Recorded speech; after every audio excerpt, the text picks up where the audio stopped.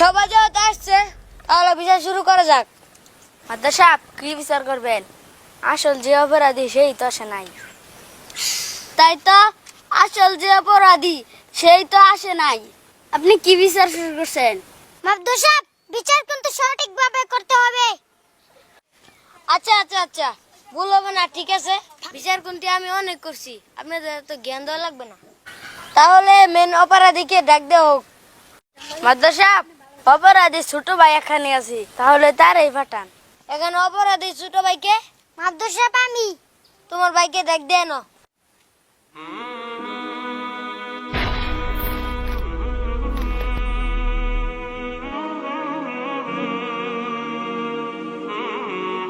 আমি যতটুকু জানতে পারলাম এখানে অপরাধী আলিফ।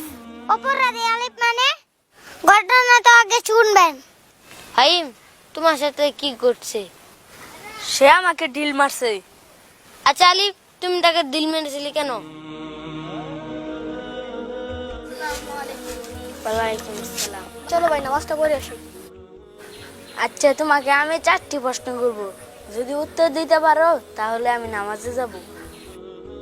প্রশ্ন নাম্বার 1, বলা হয় যে আল্লাহ সব জায়গায় আছে, যদি থেকেই থাকেন তাহলে আমরা তাকে দেখতে পাই না কেন? প্রশ্ন নাম্বার 2, আল্লাহকে দেখা যায় না, না দেখে আল্লাহকে বিশ্বাস করব কেন? তৃতীয় নাম্বার প্রশ্ন, শয়তান তো আগুনের তৈরি, তাহলে ওরা দুজকের আগুনে কিভাবে পুড়বে? অর্থাৎ আগুনকে আগুন দিয়ে কিভাবে পুরানো যাবে?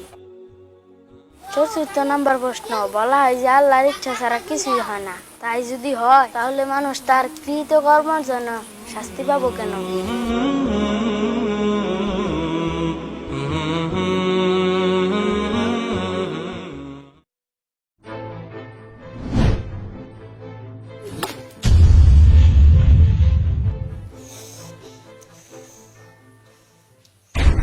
আমি তো তার 4টি প্রশ্নের জবাবই দিয়েছি মাত্র।